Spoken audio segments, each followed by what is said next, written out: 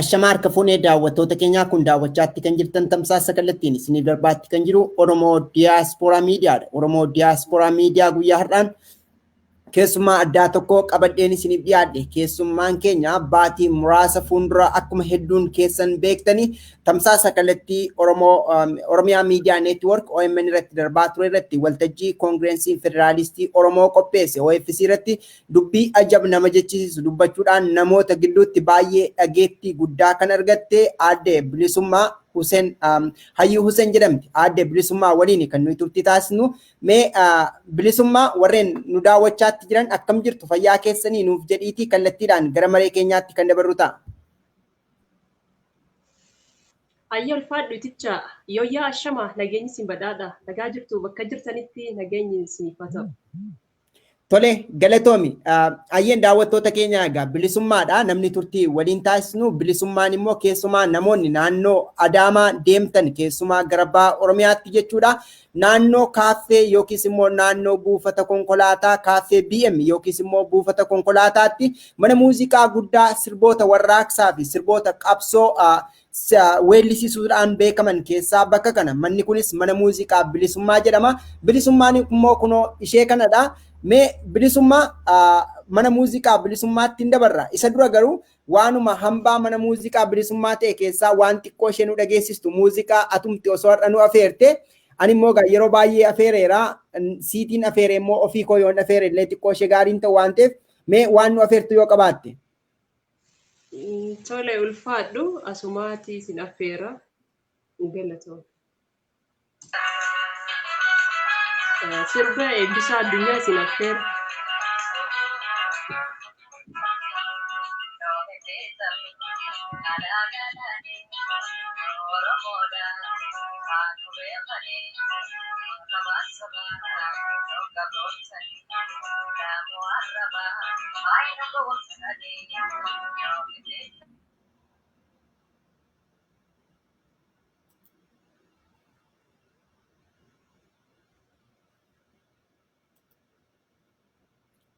Ayyeen daawwattoota keenyaa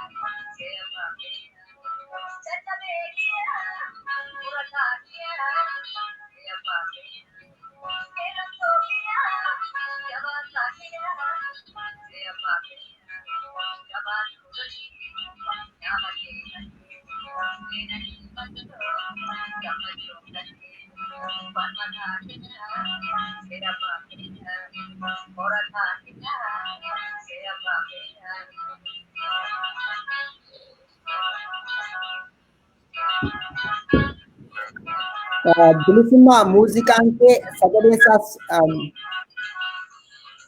Hayyuu daawwattoota keenyaa egaa guddaa galatoomaa isiniin jennaa tarii egaa waanuma iddoo isheen jirtuu fi haalli qilleensa naannoo sana jirus ta'uu mala egaa qulqullinni sagalee hin jiraanneef of koltii guddoo isin gaafannaa garuu dhaamsa baay'ee jabaa qabu ergaa guddaa kan weellisaa Oromoo kan Oromoof jedhee lubbuu isaa tokkitti sabaaf dabarse weellisaa Eebbisaa Addunyaadha bakka jirutti egaa Waaqayyo mootummaa isaa keessatti isaa yaadatu jenna mee kallattiidhaan gara maree keenyaatti dabarra namni turtii waliin taasisuudhaaf jirru bilisummaa Hayyuu Huseenii bilisummaa Hayyuu Huseen jireenyi ishee magaalaa Adaamaa keessa ture ammaaf egaa haala hin beekamne keessaaf iddoo hin beekamne jiraachuudhaaf kan isheen dirqamte iddoo kam jirtaa haala kam keessa jirta kan jedhullee xiqqoo ishee gaafachuuf haalonni baay'ee eeyyamuu dhiisuu danda'u garuu haa ta'u bilisummaan amma iddoma jirtu jiraatteeti kan waliin turtii taasistu mee bilisummaa weelluu kanarraa kaana weelluu kanaaf yaadannoo addaati qabda moo maaliif weelluu kana nu afeerte weellistoonni baay'eenis jiru sabateedhaa fi mana muuziqaa bilisummaa keessatti immoo sirboota qabsaa'onni yookiis immoo warreen waa'ee Oromoo kana akeekanii yookiis waan baay'ee jedhan danuun dhaga'ama yogguma dhaga'uun hin eeyyamamne keessayyuu jechuu kooti keessumaa baruma wayyaanee kana keessa wal beekna sabateedhaaf yogguu sana sirboota adda addaa bakka sanatti buna waan ati aadaadhaan boccee itti namaaf kennitu waan akkasiidhaan illee finjaala akkasiitti illee namaaf kennitaa iddoo sanatti immoo lammaffaa sirboota qabsoo baay'ee dhaga'uun ni danda'ama. Mee maaliif sirba kana filannoo godhatte? Yaa sirba Eebbisaa Addunyaa kana yaadannoon ani godhadhee fi nuti hin bitamnu alaagaadhaanii isa jedhu kana waanuma amma jiru kana wajjin wal qabateeti.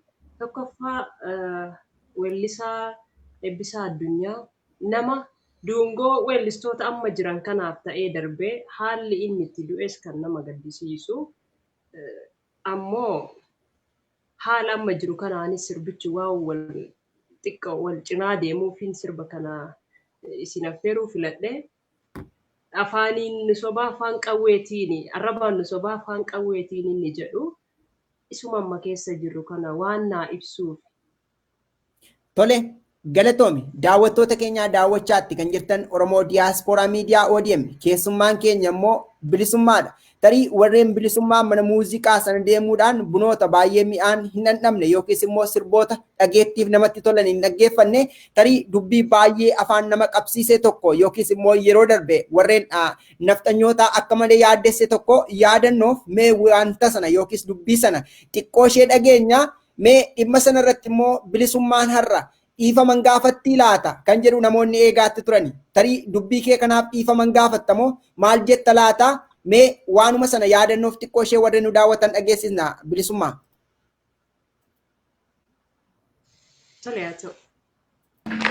Muuxannoo nurraa fudhadhaa amma qabsoon teenyatti jalqabaa maal isinitti fakkaate dhiirota keenya irratti dhiira Oromoo jaartii Habashaa tan of jalaan deddeemu kan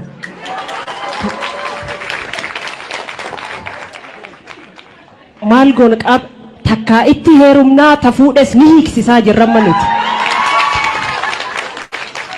Kanaafuu hooggantoota keenya waan kanaan hin hamatamtanii egaa warri soddaas ni jiru.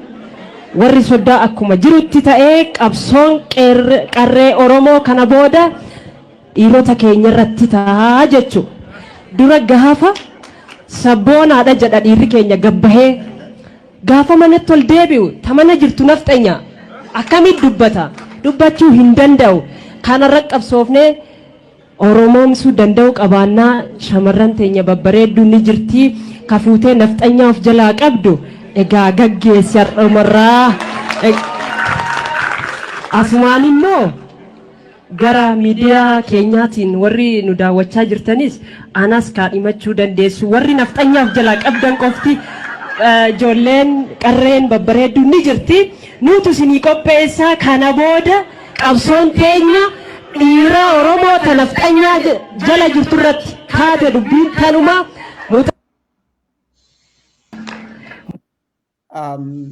Ayyan daawwattoota keenya egaa dhaamsi yookiis immoo ergaan bilisummaan dabarsitee namoota baay'ee keessa yookiis immoo ija namoota baay'ee keessa galtee isa kana. Egaa bilisummaan guyyaa sana carraa dubbachuuf hiree dubbachuu namoota gidduutti argatte malee isa duras sabboonummaa guddaa nama qabdudha. Walitti siqna sabateef jechuudha. Isa kana ragaan ishee ba'a.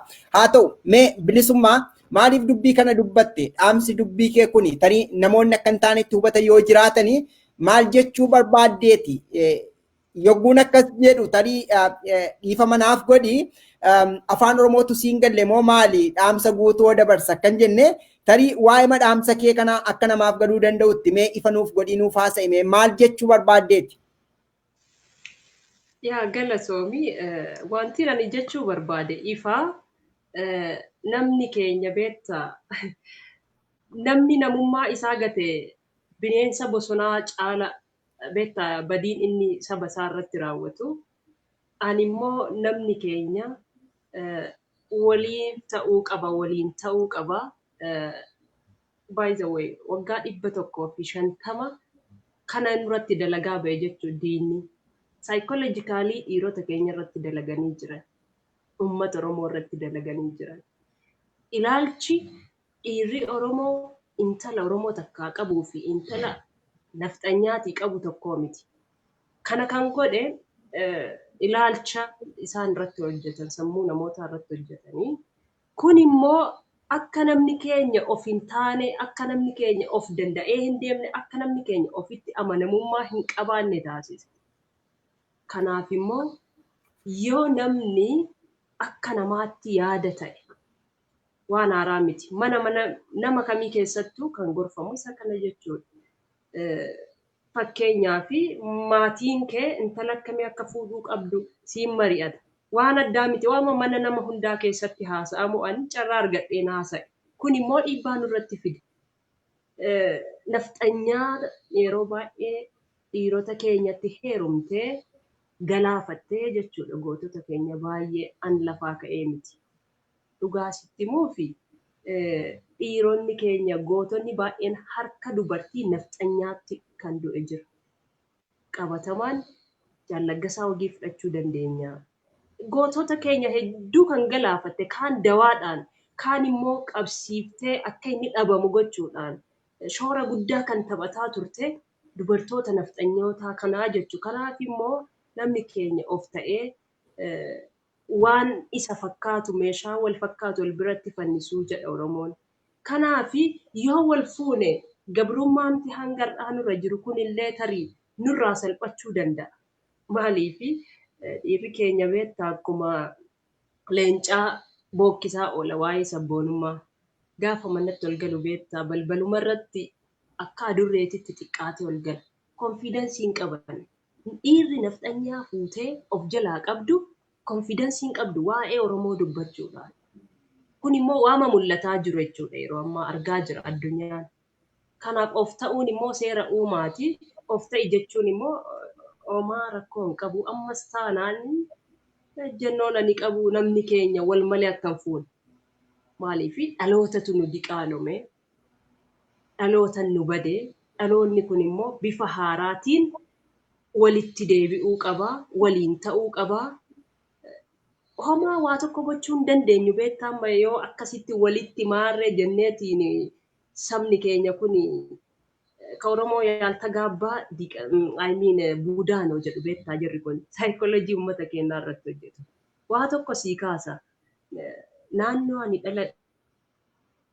dhaladhetti maal jedhu sitti fakkaate waxiin kan Amaaraatiin hadhaa jedhu beektaa mi'aa waxiin kan Amaaraatiin hadhaa jedhu. Waxichi saayikoolojii uummata keenyaa irratti dalagame kun. Kanaafuu dhiirri keenyas dhalaan teenyas waan kanarratti dammaquu qabdan. Isaan gaafa jecha san dubbadhu kan gamaa gamanaa wacee walitti garagalee sun jaalala Oromoo irraa qabanii miti. qabeenyaa nu biraa qabanii fi faayidaa nurraa fayyadaman ilaalaniiti. Kanaaf ammas taanaani ifumatti ifaan ifatti Oromoon Oromoof, Oromoon Oromoof, qarreen Oromoo, qeerroo Oromoof, qeerroon Oromoo, qarree Oromootiif qofa ta'uu qaba jedheetiin itti amana. Galatoom. Tole egaa ammas sanattan amanaadha. Tarii yeroo adda addaa marsaalee hawaasummaa kanarratti peejii wayii tokkotu ture jechuun sana na yaadachiise gaafan dubbii keessa na dhaga'e jechuun ijoolleen shamarran Oromoo dhiira Oromoodhaaf dhiirri Oromoo immoo shamarran Oromoodhaaf kan jedhutu barreeffamee ture wantichi Oromo Girls for Oromo Boys for Oromo Girls kan jedhu waan akka haashtaagii tokkotu marsaalee hawaasummaa irra ture. Peejiin suni followeroota hedduu qaba. Dubbiin kee sun sanayyuu na yaadachiise. Wanti kun immoo dubbii kee dura waan tutturedha iyyuu dhufaatima Feesbuukii kana faana waan dhufe natti fakkaata peejiin kun.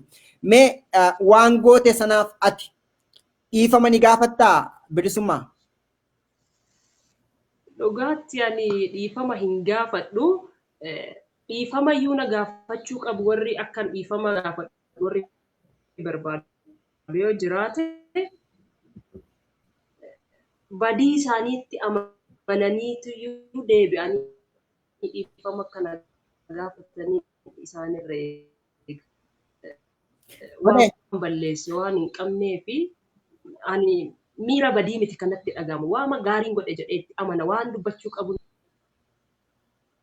Ayyee tole yeroo adda addaa wanti taajjabaatti turre marsaalee hawaasummaa irratti immoo dubbiin kun warreen nafxanyootaa qofa waan mufachiises hin fakkaatu namootuma warra biroodhaayyuu warruma Oromooyyuu waan mufachiise fakkaata dubbiin kee kun namoota akkamiin mufachiise jettee yaadda dubbiin kee kun Oromoomayyuu waan mufachiise fakkaata tarii waan ifanuu gootu qabdaadha.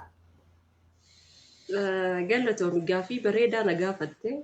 Yeroo duulli suni irratti godhamu dhugaa dubbachuu fi irra hedduu warruma nafxanyaa san of jalaa qabu warra maqaan Oromoodhaa argitee jaarsi Oromoo ta'isii of jalaa qabu sun beektaa duula hamaan irratti bananii kana jechuun namootumti keenya of wallaalaniis ta'ee otoo beekaniif hin beekinis ta'anii dhaqanii itti galanii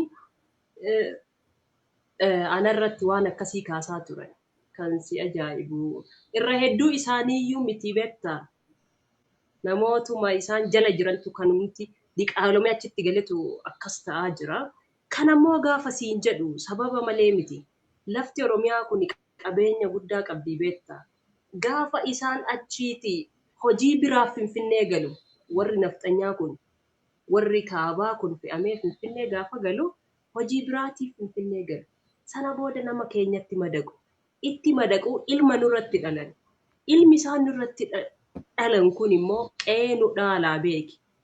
Gaafa qe'ee nu dhaale nuun akkamitti qe'ee keenyarraa nama kana waama tokko iyyuu itti dubbachuu hin dandeenyu beektaa inni abbaa qe'ee ta'ee jira jechuudha. Kun rakkoo hamaadha. Kanaafuu warruma beektaa isaan of jalaa qabutu duula kana narratti adeemsisaa ture. Sanas ta'ee kana wanti hafuun jiru abjuu sodaa hirriiba malee hin bulan jedha Oromooni. Wanti hundumtuu qubee jenereeshinii kana keessatti kana booda wanta akkasii hin hafa jedheetiin amanaa. Inni ta'ee darbee jira garuu jenereeshinii kana booda dhufu of eeggannoodhaan of ta'uu qaba jedheetiin amana.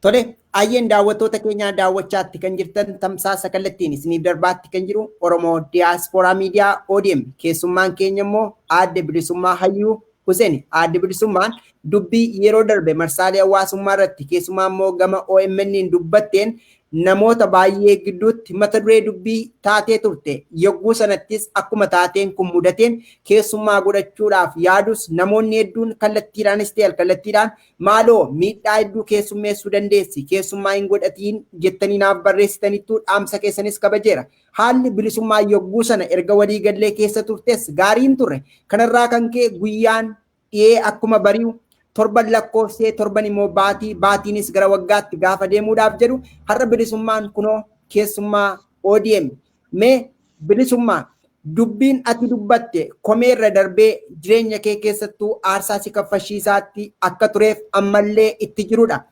Mee har'a haala akkamii keessa jirta? Jiruuf jireenyi kee maal fakkaata?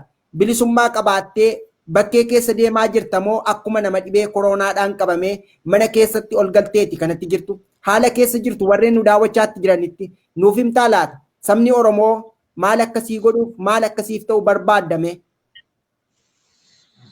Galatoonni ani koronaan utuu hin dhufin kwarantaayinii galee beektaa iticha. Hangammaatti kwarantaayiniidhaan baane eegi gaafa saniiti dhugaa sitti himuu fi bakka adda addaa naanna'aa jiraachaa jira.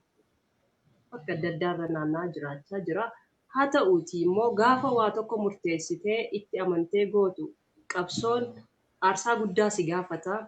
Hamma aarsaa lubbuu kaffaluuttis sadarkaan ati itti deemtu ni jiraata. Analumaa galatti anamma maatiitiinis adda bahee jira. Lafa dalagaa kiyyaatiinis adda bahee jira. Oromiyaa kanas haa ta'u lafuma adda addaa naanna'aa jiraachaa jira. Ammoo akka dukkanaa'etti nafu hin bariiti waan jedhutti waan amanuufi jireenyi qabsoo immoo yeroo hunda haala mijataan hin jiru waan ta'eef akkasumatti jira. Uummanni Oromoo wanti inni na gargaaru yoo jiraate wanta mallaqaa kana naataa isiniin hin jedhu yaa uummata Oromoo. Ergaa koo sana hojiirra na oolchaan jedha. Inni kun gaafa jiraanne ni qaqqaba. Kanumaan jedha. Tole galatoomi mee ati egaa dhaamsa koo yookiis ergaan ani dabarse sana hojiirra naafaa oolchani waan biroodhaan iyyuu akkana cinaa yookiis na bukkee dhaabbatan baay'ee isaan hin jajjabeessuudha. Inni kun dhaamsa guddaadha egaa. Mee bilisummaa ati egaa osoma koronaan ofiin korantaayinii gale yookiis immoo qofaatti obbaasee jiraachuudhaaf dirqame mirga namoomaa yookiis mirga dubbachuu koodhaaf dubbadhee molqamee kan jedhudha kanatti kaastu. Seenaa biyyittii keessatti yookiis immoo biyyittii keessatti yoo ilaalle immoo namni waan arge dubbachuu yookiis immoo waan barbaade jedhu yookiis ijaaramuu ni danda'a. Ayyeen daawwattoota keenyaa egaa daawwachaatti kan jirtan tamsaasa kallattiin isiniif darbaatti kan jiru Oromoo Diyaaspooraa Miidiyaadha. Keessummaan keenya guyyaa har'aa immoo Bilisummaa Hayyuu Huseen. Bilisummaa Hayyuu Huseen immoo tibba darbe dubbii dubbatteedhaan baay'ee dhageettii guddaa argatteeti kan isheen jirtu mana muuziqaa Bilisummaa magaalaa Adaamaa keessatti argamu keessatti immoo namoonni baay'een bilisummaadhaan ni beekna. Maarreen egaa rakkoon teknikaa nu mudachaatti jiruuf of koltii guddoon isin gaafadha. Sagantaalee koo gama Oromoo Diyaaspooraa Miidiyaa ODM'n isiniif darban yeroo irraa gara yerootti isiniif dhiyeessuu koof of koltii guddoon isin gaafadha. Erga torbee lamaadhaa asitti yoo xiqqaate sagantaan ani qopheesse dhimma hiriira mormii as Minneapolis magaalaa Lakkuu keessatti gaggeeffamuu fi haaluma wal fakkaatuun immoo dhimma kana faana wal qabsiisee kanneen qabeenyaan isaanii jalaa barbadaa'e isiniif keessummeessuun kun ni yaadatama. Turtii adda addaadhaan dhufuu koorraa kan ka'e immoo namoonni yeroo adda addaa komee garaagaraa kaastu komee keessanis gamuma qajeeltoodhaan kan hin fudhadhu. Haa ta'u garuu namni akka namaatti itti gaafatamummaa jiruuf jireenyaa waan hin qabuufan tarii akkan barbaadetti keessummeessuu hin dandeenye tarii namoonni gama kanaan si duukaan dhaabadhaa yookiis immoo sin tumsaa yookiis immoo qophii akkasiisiif keessummeessuu hin danda'a jettan immoo anaa dhufu weelkaam isiniin jenna tarii bilisummaan hanga deebituutti dubbii mashee yeroo darbee sanan ammas irra deebi'ee sin dhageessisa isa booda immoo kallattiidhaan gara maree keenyaatti kan deebinu ta'a isheen isima deebitiin abdii qaba. Mee dubbii ishee guyyaa sana walumaan haa daawwannu. Muuxannoo irraa fudhadhaa. Amma qabsoon teenyatti jalqabaa maal isinitti fakkaata? Dhiirota keenya irratti dhiira Oromoo jaartii Habashaa kan of jalaan deddeemu kan.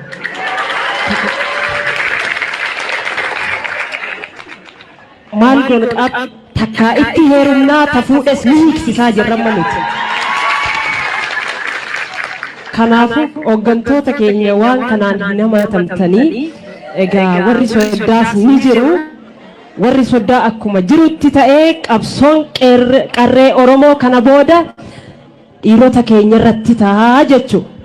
Dura gaafa sabboonaadha jedha dhiirri keenya gabbahee gaafa manatti ol deebi'u tamana jirtu nafxanya akkamitti dubbata dubbachuu hin danda'u kanarra qabsoofnee Oromoomsuu danda'u qabaannaa shamarran teenya babbareedduu ni jirti kafuutee nafxanyaa of jalaa qabdu egaa gaggeessi har'umarraa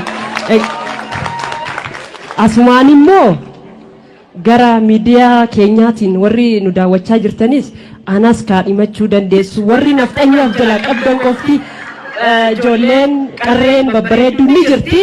Nuti isinii qopheessaa kana booda qabsoon teenya dhiira Oromoo ta nafxanyaa jala jirtu irratti taate dubbiin tanuma muuxannoo. Ayyeen daawwattoota keenyaa egaa dhaamsa bilisummaan dabarsite isa kana ture. Dhaamsa kana egaa mata duree guddaa ta'uudhaan kan biyyattii keessatti raafama guddaa uume amma bilisummaan naaf deebite jedheen yaadee ture. Egaa ammas rakkoo teeknikaa nu mudateef of koltiin isin gaafadha.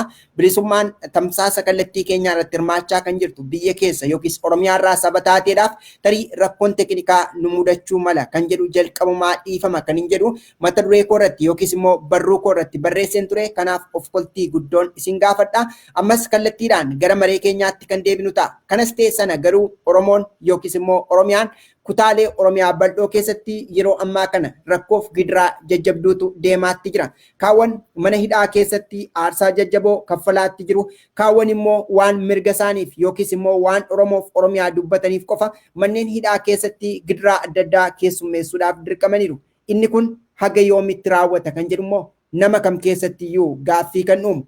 Maarreen Oromoo akka sabaatti dachee Oromiyaa lafa miidhagduu fi bareedduu lalistuu taate keessatti fedha rabbiidhaan uumame Oromoon rabbi fedha rabbiidhaan akkasitti uume kun immoo mirga jiraachuu isaadhaa molqamee reebamaa, ajjeefamaa, gidirfamaa, baqachaa jiraachuun kun haga yoomitti kan jedhu immoo hunda keenyaaf gaaffii ta'uu qaba. Maarreen qaamni dhimmi ilaallatu qaama mootummaas yoo ta'e dhimma kana hubannoo waan dhaban natti hin fakkaatu. Maarreen saba keenyaaf nageenya buusaa, haadha hiyyeessaa boosisuu dhiisaa. Nuyinis waa'ee boo'ichaa qofa akka haasofnuuf carraa nuun baniinaa yookiis immoo mata duree nuun ta'inaa isa jedhu asumaan dhaamsa qophee koo akka Oromoo Diyaaspooraa Miidiyaatti yookiis ODM ta'uu isaan isin beeksisa. Maarreen egaa turtiin keessan waliin haa ta'u daawwachaatti kan jirtan immoo Oromoo Diyaaspooraa Miidiyaa ODM bilisummaadhaan akka isheen seentuudhaaf ammas yaalaa mattan jira osoman haasa'aatti jiru rakkoon nu mudachaatti. Heloo bilisummaa. Deebitee tamaaloo addaan citee ammallee dhaamsa kee irra deebi'een namoota afeere isuma duraa jechuudha dubbii kee mata duree ta'e sana mee gaaffiif deebii keenyallee gabaabsineetuma xumurraa isa dura garuu osoo hin xumuriin duraa mee har'a Oromoof Oromiyaan maal keessa jirti akka bilisummaatti ati akkamitti xiinxalta yookiis akkamitti taajjabda? Marsaalee hawaasummaa kanarratti egaa waan baay'ee agarra. Nuni jireenyaan biyya bakkee jirra. Yoo waan gaariin yoo waan qajeeltoon biyya keenya keessa jiraate biyyuma keenyatti deebina. Yoo wantoonni hundi immoo matumaa kan hammaatu ta'e immoo matumaa yoogaa biyya Oromoo saba Oromoo jedhamuuf biyya Oromiyaa jedhamtuun qabnaa jennee seenaa goonee dhalootatti himnee darbuudhaaf dirqamna. Mee yeroo ammaa kana akka madaala keetti akka bilisummaan madaaltutti ejjennoon kee akkuma ejjennoo keetti ta'e Oromoof Oromiyaan maal keessa jirti? Bilisummaan maal jetti mee? Galatoomii Oromoo fi Oromiyaan yeroo ammaa ciniinsuu keessa jirtiin jedha. Keessumaayyuu kan durii caalaa bifa ammayyaawaa ta'een kan ajjeechaan namaa guyyaarraa guyyaatti ajjechaa qofa otoo hin taane bifa nama gaddisiisuun hidhaan itti fufee jira jechuu biyya Oromiyaa jedhamtu kana keessatti. Gaaffiin uummata Oromoo biqiltuu dhaabuu mitama. Gaaffiin uummata Oromoo biqiltuu dhaabuu miti. Dhimmi biqiltuu dhaabuu, dhimmi siidaa ijaaruu gaafa ajjechaan uummatarraa dhaabbate seenaadhaaf siidaan dhaabbata. Gaafa ajjechaan uummatarraa dhaabbate biyyi nagaa ta'e biqiltuun dhaabbata. Biqiltuu dhaabbateef dhiiga namaatiin bishaan obaasaa jira biyyi Impaayerri Itoophiyaa jedhamu kun. Kanaaf Oromiyaa yeroo ammaa kana akkin itti ibsu yoo jiraate biyya itti du'aa namaallee ajjeesanii reeffa namaa waraabessatti nyaachisaa jiran keessa jira waan ta'eef ilaalchiin an impaayera Itoophiyaa kanaaf qabu baay'ee na gaddisiisa beekta. Haalli Oromiyaan keessa jirtu haadhaa fi abbaa ajjeesu jiran. Manarra gubuu jiran.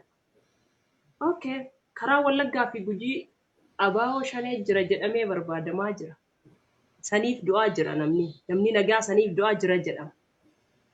Walla asii Harargee fi Arsii fi Baalee keessatti akkasiiree dubbiin. Kanaafuu dubbiin rakkisaadha waan ta'eef Oromiyaan guutumaa guututti gaaga'ama hamaa keessa jirti. Dhugaa dubbachuuf biyya abbaa keenyaa irratti dubbanneellee jiraachuu dadhabnee jirra. Biyya abbaa keenyaa irratti sa'aatiin nutti godhamee biyya abbaa keenyaa irratti akkuma namaatti lakkaa'amuu dadhabne akkuma lammii lammaffaatti iyyuu Oromoon jiraatuu dadhabee guyyaa guyyaan faashinii ta'ee ramma namni ajjeefamee gatamuun waama salphaa tokko asitti du'eera okay du'ee hin awwaalamu jechuudha namni. Baay'ee si gaddisiisa. Kanaafuu haalli Oromiyaan keessa jirtu haala gaddisiisaadha. Walumaa galatti kan seenaa hangar'aatti dhageenye keessa kan hin jirre keessa qabatamaan argaa jirra. Haala yaaddessaa keessa jira. Uummanni keenya biyya alaa jirtan kun amma isinii danda'ameen sagalee uummata kanaaf akka taatan dhiibbaa gochuu qabdan akka gootan jechuun barbaada. Ayeen daawwattoota keenya egaa waanuma jiru waan qabatamatti jiru kan nutti himtee bilisummaan egaa Oromiyaa keessa kan isheen jirtu iddoo jirtu ispeesifikaalii kanadha jettee dubbachuudhaa baattus qabatamatti iddoo sana jirti waan ta'eef waan Oromoof Oromiyaan itti jirtu nutti himtaa kan hin jedhu haasaa feesbuukii irraa qofa osoo hin taane waanuma qabatamatti iddoo sana jiru taajjabaatti jirti. Jireenya ishee bulfachuuf yookiis immoo ooltee buluudhaaf immoo jireenya baqaadhaan kutaalee Oromiyaa bal'oo keessa oliif gadi deddeebi'aadha kan jirtu waan ta'eef bahaa gara lixaatti lixaa immoo gara kibbaatti kibbaa gara kaabaatti deddeemuudhaan oliif gadi imaluudhaaf dirqamteetti. Garuu ammas garuma sanattan si deebisa gara dubbii keetti bilisummaa maal waan sana xumurre simaanuu si dhukkubsitee jechuu malta ta'a. Meegaa garuu gaaffiin si gaafadhu biyya sana keessatti freedom of speech kan jedhutu jira jechuun namni waan barbaade akka barbaadetti dubbachuu danda'a. Haaluma wal fakkaatuun immoo walitti qabamuullee ni danda'a, ijaaramuu ni danda'a kan jedhu keeyyata biyyattii keessatti iyyuu ibsameeti kan jiru. Haa ta'u ati badii addaa yookiis yakka yookiis immoo cubbuu addaa waan dalagdee qabda moo dubbii makee sanatu oliif gadi akkati fiigdu jireenya kuruphee akkati jiraattu si godhe. Tarii badii addaatti qabdaa kan nu hin beekne kan seerri ittiin si himatee si barbaadaatti jiru moo dubbii makee sanatu gatii guddaa si kaffalchiisaa jira? Dhugaatti badii tokko dalagee hin beeku sanis taatu an badiidha jedheetiin hin amanu mirga dubbachuu kooti jedheen dubbadhee erga ta'e immoo biyya kana keessatti mirgi kitaabarra yookiin daftara maarreerra jira malee beektaa lafa gadi bu'ee wanni qabatamaan jiru tokko hin jiru. Dimokiraasii sobaattu jira. An badii biraa qabaadhee miti. Suma sana dubbadhee gaafa guyyaa lammataa wanti godhame addunyaan argee jira. Ani akka carraa ta'ee waan san dubbadhe. Garuu otoo Oromoo miiliyoona 60 kana jala maayikii qabde tarii waan addunyaa kana ajab jechisiisu dubbachuu danda'a. An carraa xiqqoo sanatti fayyadamee wanta tana dubbadhe. Kanaaf jecha immoo ilaa hanga har'aatitti jireenya kootti hin deebine, maatiitti hin deebine, jireenya akkasii jiraataa jira jechuudha. Waan xiqqoo sana dubbadhe. Nan ajaa'ibsiistu maaliifi lubbuun namaayyuu bakka itti bahaa jirtu guyyaa guyyaan waraabessaan nyaatamaa jira. Haati ilmaan irraa du'aa jirti. An lubbuun yoo xiqqaate hafee jira. Jireenya gadadoo kamiyyuu haa jiraadhu lubbuun jira hanga har'aatti. Kana booda garuu waan ta'u hin beeku. Haa ta'u mee yeroo adda addaa yoo fudhanne torbanuma dabarsine kana keessa torbee lamaan kana matumaa Ameerikaa biyya nuyi jiraannu addatti immoo magaalaa Lakkuu Minneapolis Saint Paul keessatti hiriira guddaa yookiis falmii guddaatu deemaatti ture. Inni kunis dhimma namni George jedhamu poolisii adiidhaan ajjeefamuusaa waliin wal qabateeti. akkaataa ajjechaa sana marsaalee hawaasummaa irratti agarteetta ta'uu mala.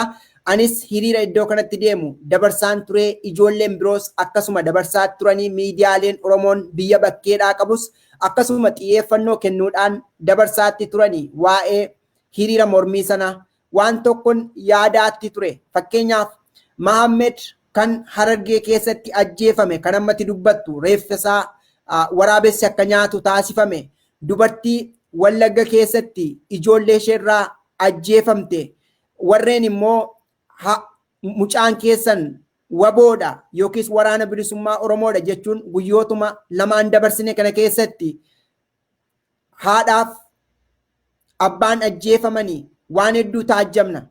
Biyya kanatti garuu yogguun hiriira sana dabarsaatti ture yeroo gaallee qabaadhee miti, garuu waan tokko yaadaan ture. Biyya keenyatti harka qullaa harka kee wal qaxxaamursitee mirga kee waan gaafatteef ajjechaa keessummeessita.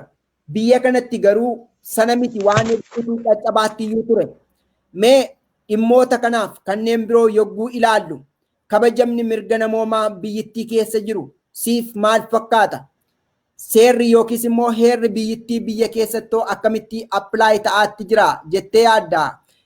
Bilisummaa ayyeen daawwattoota keenyaa gaammas rakkoon teknikaa nu mudateeti kan jiru, isa kanaaf of qoltii guddoon isin gaafadha. Laayiviidha sagantaa koo kan deemu irra jireessa waan ta'eef rakkooleen kun ni mudatu yeroo adda addaadha. Kanaafan waan akkasii ta'ee kanaaf na of qolchaan isiniin jedha. Namoonni gaaffilee tokko tokko gaafattan jirtu, haa ta'u garuu irratti yaannaa yookiis immoo qaamni ta'e dhimma sana inisheet gootanii deemuu dandeessu. Isa kana gamanumaan isin beeksisa. Mee turtiin keessan nu waliin haa ta'u, gidduudhaan mee muuziqaa tokko yookiis immoo weelluu tokko kanuma isheen dura filatte eebbisaan asiin isla geessaa. Turtiin keessan nu waliin haa ta'u. Kan daawwachaatti jirtan Oromoo Diyaaspooraa Miidiyaadha. Ani immoo Itichaa Guddataati.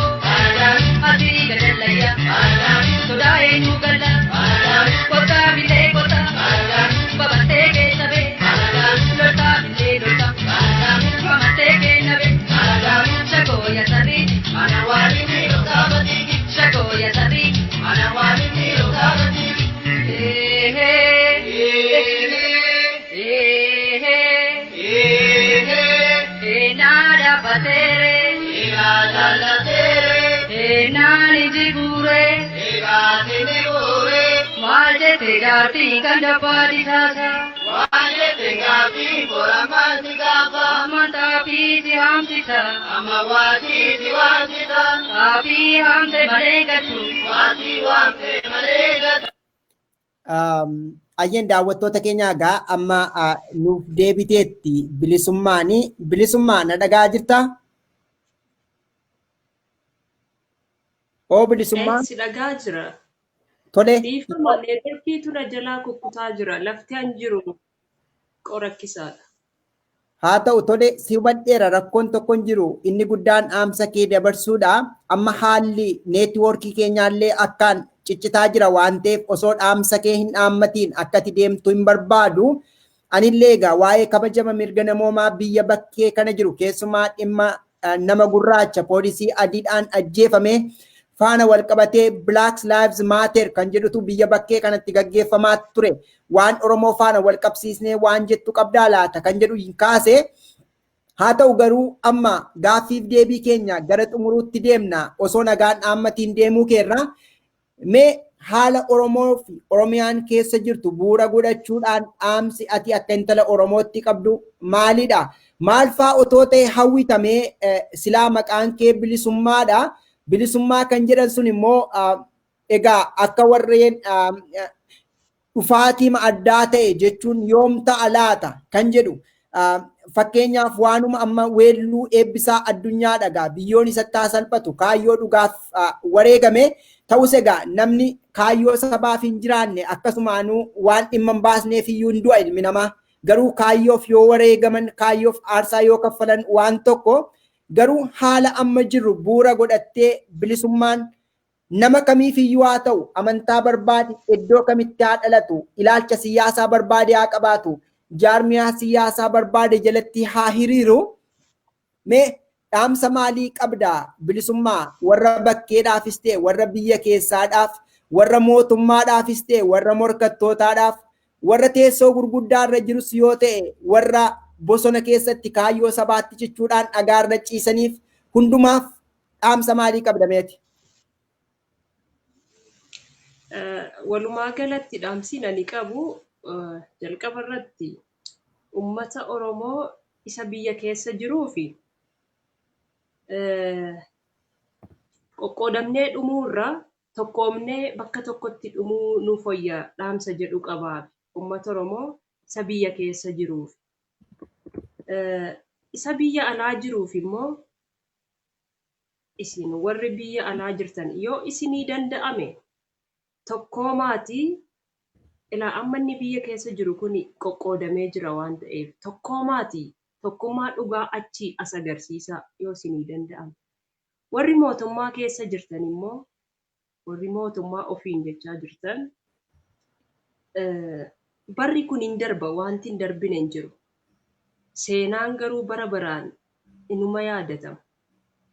Gaarii hojjettan gadhee jechuudha. Kanaafuu uummanni Oromoo kun lafeen isaa caccabee boollatti guutee isaaniif riqicha ta'e. Riqicha sanarra deemaa jirtu warri mootummaa jechuudha. Dhiiga ilmaan Oromootiin achitti ol baatan.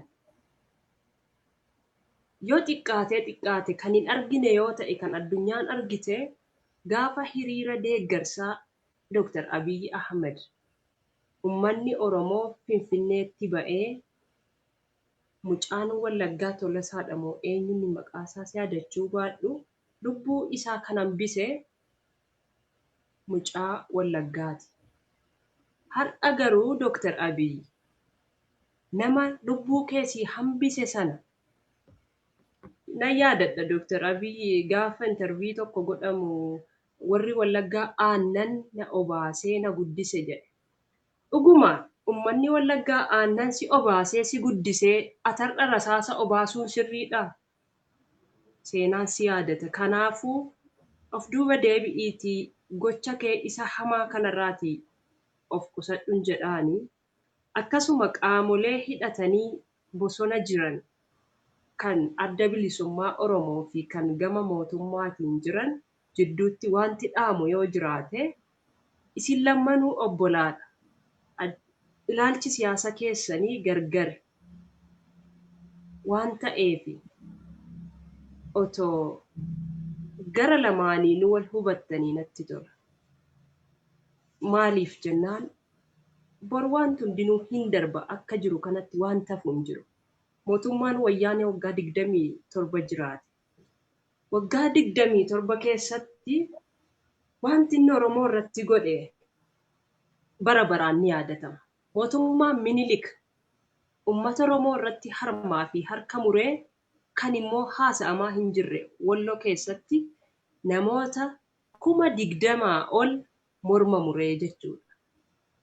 Kun seenaa irratti qalama gurraachaan barraa jechuudha Oromoo biratti. Kanaatiif ummanni keenya gama hundaan jirtan ani tokkoomnee bakka tokkotti dhumuu nuuf hoyyaa akkasitti ilaalaa. Faca'uun keenya nu miidha malee waan nu fayyadu hin jiru. Akkasumas immoo hooggantoonni paartilee siyaasaa tokko tokko mee fakkeenya isinii kaasuu baadhu yeroo miidiyaan adda addaa interview isinii godhu waan Oromoo tokkoomsu malee waan Oromoo diigu waan walii keessan isin xiqqeessu otoo kaasuu baattanii natti tola. Maaliif jennaan diinaaf karra banaa jirra. Yoo isinii danda'ame paartileen siyaasaa Oromoo jirtan yoo isinii danda'ame guyyaatti nagaa wal gaafadhaa.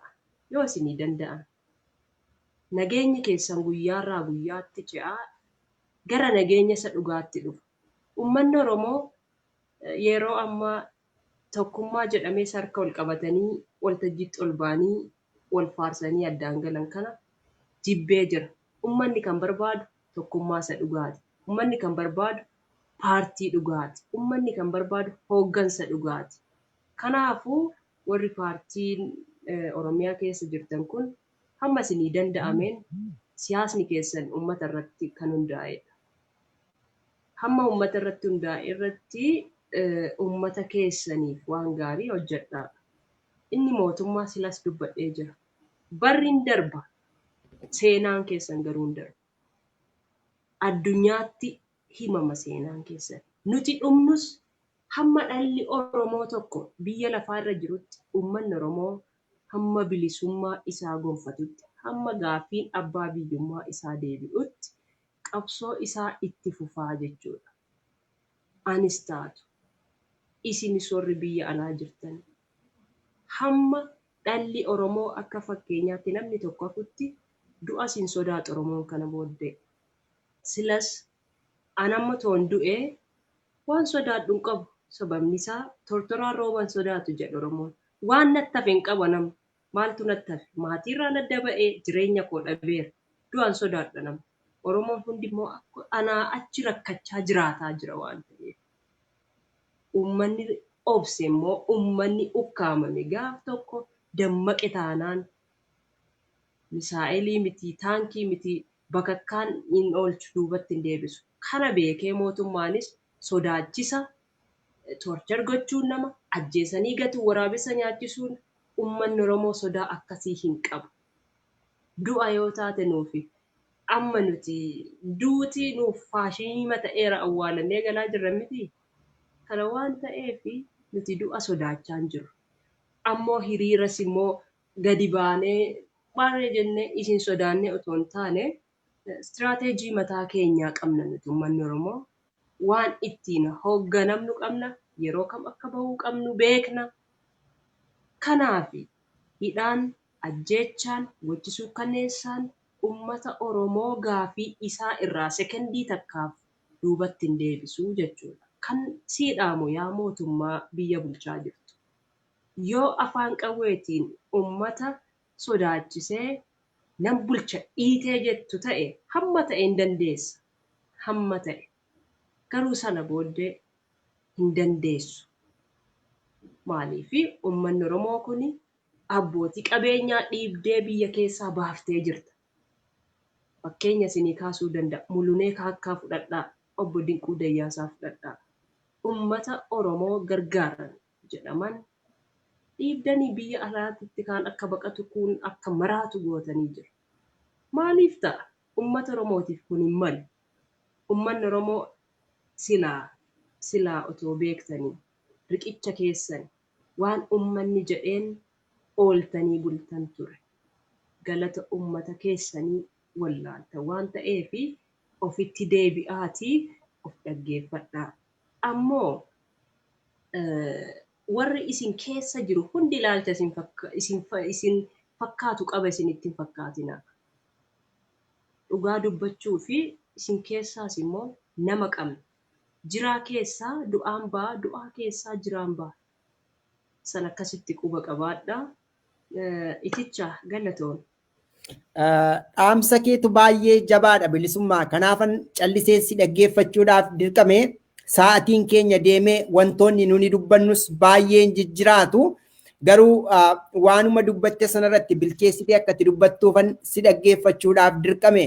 Waan ati dubbattu immoo dhaloota kamiyyuu warreen hordofaatti jiran hundumaaf barnoota yookiis galteedha jedheen yaada. Keessumaa warra biyya jirtaniidhaaf amma halkan keessaa gara sa'aatii 4 wayii gara 5tti deemaatti kan jiru yoon dogongoruu baadhe. Mee egaa gara keenya immoo egaa guyyaa gara giddu galeessaati yeroon nuni qabnu ilaalchi nuni qabnu wantoonni nuni qabnullee adda addummaa qabaatu. Haa ta'u garuu waan Oromoof Oromiyaaf taatu immoo walitti qabna waan ta'eef irree tokkoon dhaabbachuun dirqama. Waan ati kaaste keessaa amma akkati koomenti gootu kan hin barbaadu xumureera gaaffii koo garuu gabaabinaan naaf deebista. Manni muuziqaa bilisummaa yeroo baay'ee bakka sabboontonni yookiis immoo namoonni waan Oromoof Oromiyaaf itti akeekanii dhaamsa keewwatanii ergaa keewwatanii galfata keewwatanii icciitii isaanii dhufanii gadi qabanii dubbatatanii wal bira taa'aniillee mari'atan ture. Keessumaa yogguun Adaamaa ture na yaadadha. Ati immoo matumaa waan akka kanaa kana walitti gooteetoo alaabaa faa itti gooteeti hojjetta. Tekinooloojiin akka ammaa jabaateellee waan akka duuba keetiif bareedu kun hin jiru. Na caalteetta garuu kan koo akkan keen bareedu. Mee achi as nuu qabee burcuqqoo kee. Yeroos wanta akkasii hin jiruumi. Harkaan hojjenna yeroo sana harkuma keetiin bobbocca ture. Qalama akkas goote illee si jechaa turre yaadannoodhaaf. Haa ta'u garuu mee dargaggeessa yoo fudhanne qeerroo Oromoo ijoolleen akkaadaamikaalii akkam biriiliyaantii ta'anii yookiis jajjaboo ta'anii hojii dhabdummaaf saaxilamanii quuqqaa garaa isaaniif jiruuf jireenya isaanii bakka mana muuziqaa bilisummaa kana buna osoo dhuganii yogguu haasa'an baay'ee taajjabda. Icciita baay'ee dhageessa. Warri mootummaas warri basaasan kunis dhufanii gara booda ammoo teessoomayyuu isaantu dhadhaaluu qabee. Mee haa ta'u namoonni hojii isaanii irraa dhiibamanii ari'amanis iddooma sanatti haara galfatu. Namoonni kitaaba yookiis immoo kaasetta gabaarratti dhorkamellee achuma fidatu. Mee turtii kee mana muuziqaa bilisummaa keessa turteen maal taajjabde? Mudannoo addaa qabdaa? Mudannoo kanaan immoo kun dhaloota barsiisa kan jettu gabaabsiitii naaf dubbadhu mee yoo konseptii yaada koo na hubatteetta ta'e.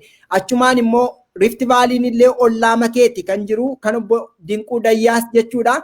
Obbo Dinquu Dayyaas egaa amma dirqamanii ollaa makeenya kana jiru egaa gara DC kana garuu biyyattan deebi'a kan jedhu onnee guutuu qabu ammallee isaan egaa sitta fuudhaaf kutannoo hin qabanii. Mee guutummaatti haala jirtu kana gabaabsi manaaf himi mee maaliif carraa Rift Vaalii keessatti namootaaf uumamellee inuma beektaa waan soodoree jedhamu kunillee siyaasa bal'oo akka qabu bareechitee beektaa namoonni naannoo Karrayyuu kun namoonni meeqa Rift Vaalii keessaa akka hojjetan ollaama sana jiraachaa turte waan ta'eef egaa ammallee baqaadhaaf dirqamtu mee waan jiruu fi waa'ee qeerroof waa'ee dinquu kanarratti waan kaastu yoo qabaatte. Galatoomii waa'ee qeerroo fi waa'ee dinquu yoo wal bira qabu waa'ee abbaa filmaa dubbadhu naan jechuu jirti. Kanaafuu dinquu jechuun nama hiyyeessa gargaaru nama immoo Oromoon qaba jedhee itti abdatu. Yoo guddate akkamii abbootiin qabeenyaa nama 5 nama 7 caalan Oromiyaa keessatti sanuu itti roorrisanii ari'an. Dinquun nama gara laafessa beekna waan ta'eef waa'ee isaa toma himuus baaqee maaliif namni hundinuu beeka waan ta'eef amma shirri irratti godhameetiin akka qabeenyi isaa saamsamu qabeenyi isaa sun dabarfameellee nama biraatiif akka inni kennamaa jiru kan dhagaa jiru sadarkaa oduutitti wanti jiru shiraan kan irratti dalagameedha. Tokkoffaa dinquun warroota mootummaan ari'e yuunivarsiitii garaagaraarraa barnoota malee akka nafneef dhaloonni barnootatu isa barbaachisa jedhee nama barsiisaa jiru. Warroota hojii irraa sababa Oromummaatiin ari'aman walitti qabee nama hojii banaafii ture. Fakkeenya sii kaasaa gaazexeessitoota OBN durii irraa ari'aman nama 17 natti fakkaate 20 moo akkasii namoota san walitti qabee miidiyaa dhaabee fi miidiyaa OBS baneef namni kun nama akkasiiti dinquun. Nama jireenya ofii irratti abdii kuteetiin jiraataa jiru nama abdii itti horee even jireenya ofii irra darbee nama biroos jiraachisaa jiru. Namoonni dinquun walitti qabee hojii uume. Nama akkasii kana maal godhanii shiraan dadhabsiisuudha. Abbootiin qabeenyaa nuti qabnu xiqqoodha. Isa kaan harka ofiitti waan hin taaneen maana hin barbaachifne tuksiisanii of jalatti galchanii jiru warra isaan fakkaatu. Ammoo warra sabboonummaa qabu kana informationii sobaa waan garaagaraatiin uummatas mallaqaan bitanii irratti kakaasanii jiran. Dinquun qeerroo Oromootiif abbaa galataati. Abbaadha. Abbaa caalaa kan itti yaadee barsiisaa ture. Ijoolleen boosat kanaaf ragaa ba'u an ollaama yuunivarsiitii sanaa ture manni dalagaa keenyas achuma akkuma ati beektu waan ta'eef ijoolleen Karrayyuu kan barsiise dinquudha. Dhugaa dubbachuuf bilisa barsiisa isumayyuu ijoolleen gara sanaa dhufan namni kafalee baratu hin jiru. Bilisa koottaa baradhaa jedhee barsiisaa jira. Kanuma inaafanii kuni jechuun bara Oromoo yoo barate biyya diigasuma ilaalcha Haayile Sillaaseen qabu sanirraa adda mite jechuudha. Nama barsiisu yoo akka kana godhanii ilaalchi isaan nuuf qaban ilaalcha Haayile Sillaaseen Minilik nuuf qaburraa adda miti jechuudha. Kun immoo waan haaraa miti abbootii qabeenyaa waan xiqqoo harkatti qabatan hamilee tuqanii waan hin taaneen shiraan biyyaa baasuun hidhuun mulunee kaakkaa dheengadda OMN dhiyeessee jira. Seenaa nama gaddisiisu. Kanuma kan Oromoo irratti raawwataa jiru, kanuma kan dinquu irratti raawwataa jiru Ayyalaa Korroosoo fudhachuu dandeessa. Waggaa dheeraa hidhame Maakkalaawitti. Garuu qabsoo dheeraa taasiseen ba'ee ammas taanaan namoonni ija keessa jiran kun of eeggannoo gochuu qaban. Amma dubbiin akka duriitii miti dubbii lubbuuti beektaa. Dur nama hidhuu amma garuu ajjeesanii nama gatu waan ta'eef uummanni keenya hamma isaa danda'ameen of eeggannoo gochuu qabu. Harka duwwaa socho'uu hin qaban, sa'aatii malee socho'uu hin qaban. Lubbuu abbaan hin tiskine waaqni hin tisku jedha Oromoon. Kanaaf Oromoo koo yaa fayyaalessa koo lubbuu kee eeggadhu. Barri hin darba, bara darbu keessa namaan hin darbin jedhu. Kanaafuu akkasitti ilaalladhaa gara mana muuziqaa bilisummaatti yoo as deebinu waan baay'ee taajjabdagaa mana keenya sanatti nuti akkamitti akka jiraanne beektaa yeroos Oromoon inni sirriini hin sodaata innis as goruu inni oppiidiyoon kunis hin sodaata maal jedhu manni oppiidiyooni manni kuni kan abaawooti jetti abaawoon immoo manni kun kan abbaa Isaayyeeti jedhu mudannoo baay'ee jira kan namni gaafa gara mana keenyaa dhufu kaameraa faa ilaallachaa seena beektaa sabboontonni Oromoo kun yeroo dhufan ammoo sanis ta'ee kana waan ajaa'ibsiisu keessa gurbaa tokkoti achitti miimorii feenee fi sirba qabsoo kana feenaan beeytaa erga nu biraa deeme liqimsi jedhaniin liqimsi jennaan afaan keessa godhatee sirbuu saaqi saaqaa jechuu jalqabe maali jennaan miimoriitu na keessaa sirba jedhe ammas inni tokko beektaa gara Arsii kana deemaa jira jedhe dhugaa sitti hima miimorii sakatta'anii karaa irratti alaabaa faa qabaa liqimsinaan jedhan jedhe akkanuma cabsinaan hin jenne fidaa jedhee liqimsee dafee jedhe otoo asii achi hin gorin mana fincaanii otoo hin seenin qonna keessa deemee achitti bobba'ee miimorii koo fudhadhee jedhe beektu. Waa baay'ee jira lafa sanitti kaa namni wal ga'ee waan garaa isaa haasa'a akkasiin darbe jechuudha.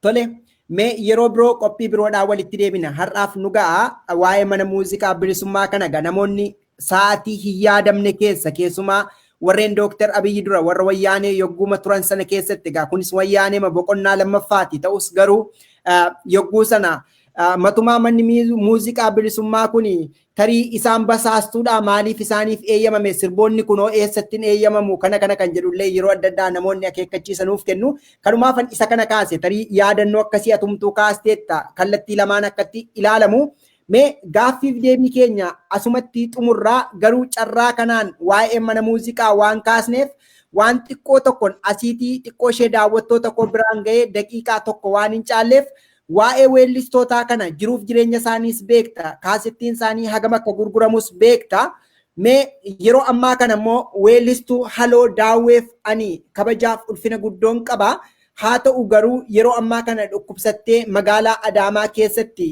akka rakkachaa jirtudha kan hin marsaalee hawaasummaa irratti dhaga'ee jiruu addunyaa kanaa kan jedhu weellumti ishee immoo kan gadhiifametu jira mee waan sana xiqqoo ishee daawwattoota keenya biraan geenye asumaan dhaamsa keellee namni akka bira dhaabatuuf yoo dhaamten baay'ee barbaada yaadannoof garuu Haloo Daawwee weelluu ishee xiqqoo dhageessisna isa booda immoo dhaamsa kee gabaabsitee namni bira akka dhaabatu yookiis akka tumsu yoo nuuf dhaamte gaariidha.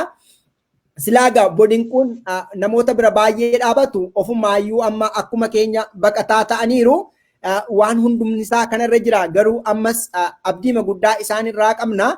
Isaanis hanga tokko bira ima dhaabbatu yaada haa ta'u garuu Oromoon bal'aanis bira dhaabbachuu qaba rakkoo mudatu hundumaaf yeroo hunda obbo Dinquu inni jedhus rakkoo ta'uu mala qabaattonni Oromoo danuun jiru isaanis yoo cinaa dhaabbatan gaariima daawwattoota keenyaa daawwachaatti kan jirtan tamsaasa kallattiin isiniif darbaatti kan jiru Oromoo Diyaaspooraa Miidiyaadha keessummaan keenya immoo Aadde Bilisummaa Hayyuu Huseen Aadde Bilisummaa Hayyuu Huseen yeroo darbe keessumaa ji'oota muraasa fuulduraa waltajjii koongireensiin federaalistii Oromoo KFO'n qopheesse irratti dubbii jabaa dubbachuudhaan argaaf dhageettii namoota hedduu ta'uudhaan namoonni hedduun waa'ee ishee kaasu nunis egaa oollee bullee kunoo har'a keessummaa keenya isiniif gooneerra dhaamsa jajjaboo ergaa gurguddoo namoota hundumaaf dabarsiteetti daawwadhaan isiniin jedha tarii waa'ee dubbii ishee kanaa dhiifama gaafatti immoo matumaayyuu cimsitee dubbatti isa jedhuudhaaf tarii dubbii ishee keessatti gara duubaatti yoo deebitan dhaga'uu dandeessu ejjennoon koo ejjennoo madhaa kaayyoon koo kaayyoodhuma kan jedhu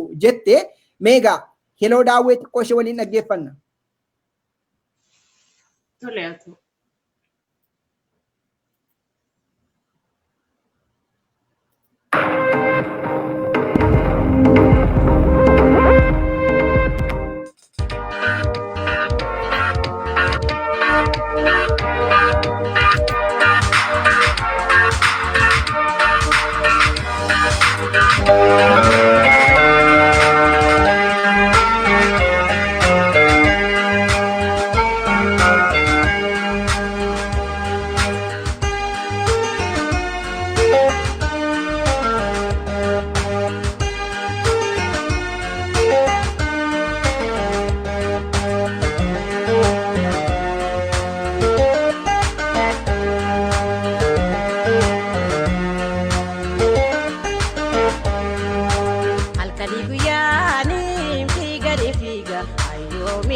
baafadhe. Hojjete jireenya koo fooyyeffachuu jedhee jaboon obsaan tattaafadhe. Eedede jireenya yaabbachuudhaaf deetiin qe'ira qaqqaabadhe. Na jalaa shirgigaata akka bahuu ni jibbaadha.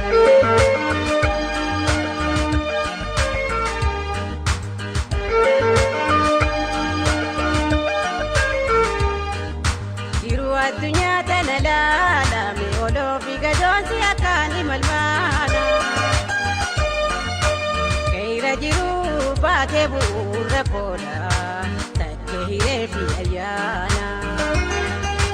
Tattaaffiin tolaaf guyyuumaan guyyaadhaan.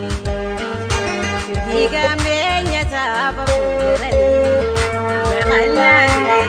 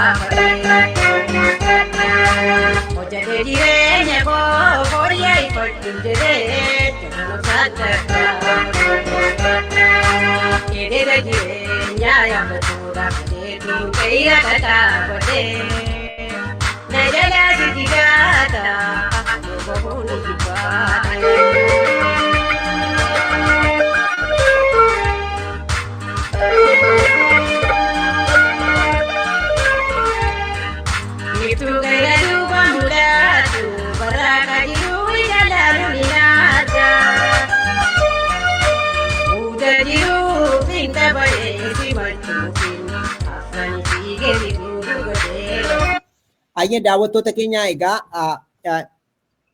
dhaamsa kana yookiis immoo ergaa kana weelluu kana kan qopheesse Yaayyoo Studio Productionidha. Yaayyoo Studio Productionii guddaa galateeffannaa. Warreen weelluu kana barreessitanii gama YouTube isaanii deemuudhaan subscribe gochuudhaan achumaan dhaamsa weellistuu Haloo Daawwee dhaggeeffachuu dandeessu. Haloo Daawwee waan itti yaadadhu keessumaa bara manni barumsaan ani itti baradhe mana barumsaa sadarkaa lammaffaaf qophaa'ina Shaambuutti yoon dogongoruu baadhe waggaa 30ffaasaa kabajaman se'a bara sana iddoo sana dhuftee barsiisaan ani baay'ee jaalladhu kan oromummaaf aarsaa kaffalee barsiisaa lammummaaf amala gaarii civics and ethical education barsiisaa Takkaaleny Alamaayyoo kan jennu kan barattoonni mana barumsaa sana keessa barattoonni 4,000 ol taanu hedduu jaallannu tokkotu osoo faana weellisuu sodaa waan qabuudhaaf yeroo adda addaa waan humni isaa danda'u cuubeema yookiis immoo waan akka billaa wayii qabatee deemuu ture. Otoo weellisaa jiruuti qaama isaa keessaa yookiis uffata isaa keessaa waan akka shukkaa sun yookiis immoo billaan sun bu'aa jechuudha. Yogguu sana barsiisaa keenya kana barsiisaa Takkaaleny qabanii mana hidhaatti akka malee dararanii barattoota waliidhaan sababuma dhuftee sirba kana sirbiteedhaafi kan isheen aarsaa jabduu kaffalte yogguu sana mee egaa dhaamsi kee maali? Artistoonni hedduun aarsaa kaffalaa jiru. Atillee aarsaa ma kaffalaa jirta bilisummaa. Haa ta'u garuu artistiin kun Oromoof jiraattee dantaa isheellee waan tokkoon nama jijjiirte miti. Oromoon bira dhaabbachuu qaba. Warreen nu daawwachuu jirtanillee maaloo artistii keenya yookiis weellistuu Haloo Daawwee bira kallattiima danda'ameen dhaabadhaan isiniif jedha. Gama goofandiidhaanis ta'e immoo yookiis akkaawuntiima biyyaallee isiniif poost goona peejii kana irratti bira dhaabadhaan isiniif jedha. Haaluma wal fakkaatuun bilisummaan illee kunoodha. Hundi isaaniiyyuu tumsa barbaadu haala rakkisaa keessa jiru. Haa ta'u gaan dhimmoota kana abbummaadhaan fudhadhee hojjechuun akkaan na rakkisaa. Yeroo adda addaa hojiittan qabama sabateef garuu namoonni isiniif mijate dhimma kana qopheessaatii nu beeksisaa isa booda carraa miidiyaa isiniif kennine dhiyeessuu dandeessu. Mee ishee kana gabaabsiitii nuuf dhaamime waa'ee weellistootaa kanallee baay'ee beektan sabateedha. Galatoomii jalqaba irratti Haloo Daawwee jechuun artistii hangafaa weellistoota amma lafaa dhufanii kanaa haadha. Hunda isaaniitiifuu fakkeenya. Rabbi isii bira haa dhaabbatu, Rabbi haa fayyisu jedha. Kan biraa uummanni Oromoo artistiidhaaf bakki isin qabdan baay'ee gadi bu'aadha. Sababni isaa artiin kun otoo jiraatuu baatee qabsoon keenya hanga ta'e duratti hin deemu. Artiin karaa baay'een ibsamuu danda'a. Artiin kun yeroo muraasa waggoota 4 as faayidaan inni nuuf oole waan xiqqaa miti. Kun immoo eessarraa dhufe bu'uurri warra kanarraa dhufe jechuudha. Bara afaan Oromootiin itti weellisuu hin danda'amne san keessatti artistoonni akka Halloo Daawwee kun aarsaa isaan barbaachisu hunda kaffalanii du'as yoo ta'e ni fudhanna jedhaniiti kan isaan weellisaa turan saba kanaaf sagalee tahaa kan turan cunqursaa saba kanaa bifa weelluutiin kan isaan ergaa ummataaf dabarsaa turan. Yeroo har'aa immoo gaafa akkasii dhukkubsatanii siree irratti hafan baay'ee kan nama gaddisiisu onnee nama cabsaa. Artistoonni kunneen dantaa isaaniif jecha eenyummaa isaanii warra hin ganne warra hanga ammaatti ummata Oromootti of kenne jedhanii ummataaf of kennanii ummata keessa jiraatanii jechuudha. Warroota immoo dantaa xixiqqoof jedhee ummata Oromoo ganes hedduu argaa jirra yeroo dhiyoo kana keessatti jechuudha. Kanaafuu warra immoo kaayyoo isaaniitti cichanii hanga ammaatti kaayyoo isaanii kan ganamaa qabatanii jiran kana ummanni Oromoo gaafa isaan lafa hin taanetti kufanii dhukkubsatanii mana dhabanii waan si gaddisiisa beektaa. Kanaafuu ummanni keenya kan biyya keessaa fi alaa jirtan aadaan keenya baay'een yeroo hedduu erga namni du'ee faarfama. Kuni hafuu qaba. Otoo lubbuun jirru waan danda'amu waliif haa goonu. Yoo duune gaafa du'aa sana otoo walii boo'uus dhiifne gaariidha. Hanga lubbuun jirrutti waan dandeenyu wal cinaa dhaabbannee wal oolchuu aadaa haa godhannu. Artisti Halloo Daawwee haala hamaa keessa jirti. Waan jedhuun naga'ee jira. Anis hin dhageenye maaliif information irraa xiqqoo fagaadheetiin jira. Baay'een gadde ummanni Oromoo hundi keessan akka cinaa dhaabbattan isinitti himuun barbaada. Kan biraa artistii gaafa laaltan jireenyi artistootaa baay'ee nama gaddisiisa. Kan Oromoo keessumaafu jireenya gadadoo jiraatu saba isaaniitiif duungoo ta'anii baqanii hafu jechuudha yeroo baay'ee. Kanaafuu sabni keenya immoo cinaa dhaabbadhaati. Birrii tokko walitti buuse ummanni keenya nama kana jireenya gaarii jiraachisuu danda'a.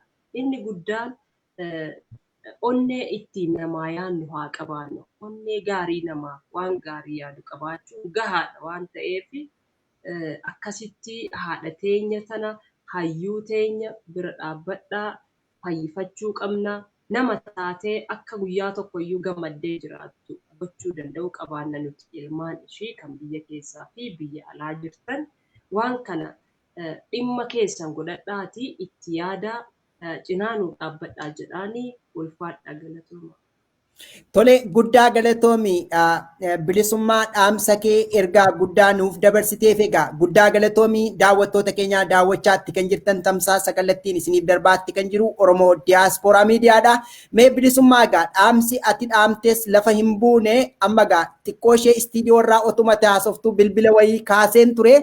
Bilbila kanaanis dhaamsa guddaa yookiis ergaa guddaadha kan nuni dhageenye yeroo adda addaa ani akka dhuunfaa kootti obbo Dinquufaa hariiroo addaa dhimma addaa qabaadhe otoo hin taane ani hojjetaa isaaniin ture miindaa mana makamiif kaffalamutus naaf kaffalame malee dhimma addaa walitti hin qabnu garuu qajeelummaa yookiis gaarummaa isaan Oromoof godhan akka malee naatiin na boonsa akka dhuunfaatti tarii namoonni hedduun maaliif waa'ee obbo Dinquu kana leellistaa waan akkasii kan jedhu kaasu inni guddaan namoonni biroo qabeenyaa keenya nyaataniiru garuu Oromoof hin nyaanne obbo Dinquun osoma nyaataniyyuu Oromoof nyaatan. Maaliifi wantoota guguddaadha kan isaan Oromoof godhanii qabeenyaan Oromoo warqeen Oromoo saamame Oromoon ittiin qaamaa hir'ate dhaloonni isaa ittiin dhaloonni addaan cite malee waan irraa fayyadame hin qabu. Garuu obbo Dinquun yoomiyyuu Oromoo bira dhaabbatu ammas biyya isaaniitti galanii kutannoo saba isaaniif hojjechuudha kan isaan qabanii assaayimentii tokkoon siif kenna bilisummaa biyya keessa jirta sabateedhaa fi Amma bilbila kan hin kaase obbo Dinquu Dayyaas waliin kan hin dubbadhe isaanis tamsaasa kallattiidhaan nuyi dubbachaatti turre caqasaatti kan turanii amma isaan komii kamiyyuu mootummaa irratti dhiyeeffachuuf fedhii hin qabanii hojii isaanii hojjechuudha kan barbaadanii mootummaallee deeggaranii biyya isaaniif illee saba isaaniif hojjechuudha kan isaan qabanii yeroo adda addaa dhimma kanadha kan isaan naaf kaasanii baay'ee komachuuf hin jarjaranii saba koof waan hin hojjedhu danuudha jedhu maal jedhanii tarii naa barreessita yoo ta'e Dookter Laggasee nama jedhamanii amma sa'atii kanarraa ka'anii weellistuu Haloo Daawwee hospitaala Rift Vaalii seenuudhaan wal'aansa fayyaa kamiyyuu haa argatani kan jedhudha kan isaan dubbatanii meegaa isa kana faana wal qabsiisnee Dookter Laggasee jedhiiti amma kallattiidhaan hospitaala Rift Vaalii kanuman iskiriinii irratti asitti mul'isaatti jiru deemuudhaan wal'aansa hundaa bilisa akka argatanidha kan isaan waadaa galanii kanaaf dhaamsa guddaadha yookiis ergaa guddaadha kan isaan nuuf dhaamanii carraa kanaan obbo Dayyaas Waaqayyo umurii keessan dheeressuu akkasuma immoo bakka isin dhibamtanii yookiis rakkatanittis Waaqayyo yeroo hundumallee fala isiniif haa ta'u dhugaa keessaniif immoo Rabbi guddaan falmaa isiniif haa ta'u jenna maaliif dhugaa haqa qabaattanii haqa keessaniin haqa qabamtanis Oromoon isin waliin jira kan jedhuun dabarsaa tarii waadaa akkasiiti kan isaan seenan amma iskiriinii irraa yogguun si jalaa bade kanaaf xiqqoo ishee achi deeme kanaaf Dookter Laggasee nama jedhamanii hospitaaluma Rift Vaaliitti bilisaan ciisanii haa wal'aanamanii qarshiin barbaachisu yoo jiraate hundasaa anatu itti gaafatamummaa fudhata kan jedhudha kan isaan dabarsanii amma kunoo kallattiinan bilbila jedhaniiru mee atis dhimma kana mijeesse egaa haala rakkisaa keessa jiraattu ijoollee sabboontota hedduu beekta waan ta'eedhaa fi quunnamiitii weellistuu keenya nuuf quunnamii bilbila mucaashee anumtuu siif erguu nan danda'a akkasitti akka wal'aanaman nuu godhinsi jedha. Bilisummaa tarii carraa kanaan yoo obbo Dinquudhaaf dhaamsa qabaatte tarii egaa waan ati itti dhaamtu iyyuu fala kennanii tarii Oromoo waan biraa irratti iyyuu hirmaachuu danda'a ta'a garuu baay'ee nama dinqa. Beetta foon gara citeen dhiiga jedha Oromoon. Argitee otoo nuti sobas ta'ee hanganuma jechuudha. Waan nuti rakkoo Oromootiif abbaan Dinquu Dayyaasaati ilaala. Jaallatanis jibbitanis ummanni Oromoo abbootii qabeenyaa qabdan cinaa dhaabbadha. Hamma waan sa'aatii xiqqoo haasofne daqiiqaa xiqqoo haasofne kanatti akkas jechuun isaanii hammam waa'een Oromoo isaan rakkisa hammam waa'ee Oromoo immoo duuka bu'anii hordofaa jiru waan jedhu Oromoon keessatti ilaala. Dhukkubas ta'ee gaafa nagaa wajjin nyaannee gaafa rakkoo walirraa dheessuun baay'ee na gaddisiisa. Especially warri Oromiyaa keessa jirtan dhimma obbo Dinquu Dayyaasaa irratti hin callistan maaliif akka calliftan naaf galuu baatus of gaafadhaa.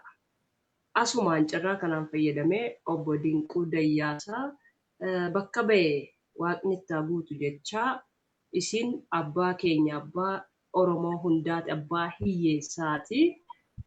Ulfaadhaa umrii dheeraa isiniif haa kennu dhugaan ilmoo rabbiiti dhugaan isiniif haa galtu jenna.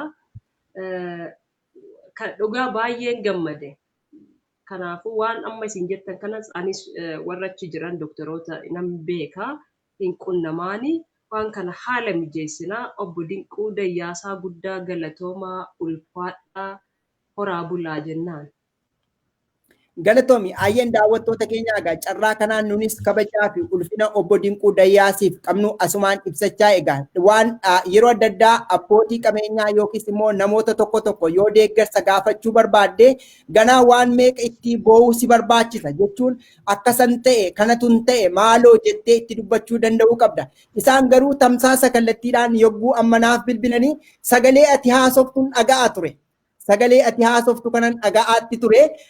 Rakkisaa rakkoon qabu aniyyuu hospitaala kottaa yaalamtu qarshii barbaachisu hunduma isaatti itti gaafatamummaan fudhadhaa waan hundumaan biran jira isin yaaddeenaa kan jedhudha kan isaan kaasanii. Kanaaf egaa waa'een obbo Dinquu iddoon citee nu dhukkuba jennee kan waa'ee obbo Dinquu dubbannuu fi kanuma maaliifi Oromoof dawoo ta'aniiru dhaabataniiru. Namni Oromoodha jennee gara teessootti baasne garuu nama haqa qabu haqa isaanii haqaaquudhaan yogguu dinagdee keessaa darbachuuf carraaqan kanaaf nu dubbachiisa malee obbo Dinquun jaarmiyaa addaa yookiis immoo leellistoota addaa bifa addaan qabaatan miti. Hojii gaarii hojjetaniin isaan jaallanne isinis hojii gaarii hojjedhaa isin leellisna isin faarsina jenna carraa kanaan tarii bilisummaa gaaffii koo garuu gaaffiif deebii koos xumureera.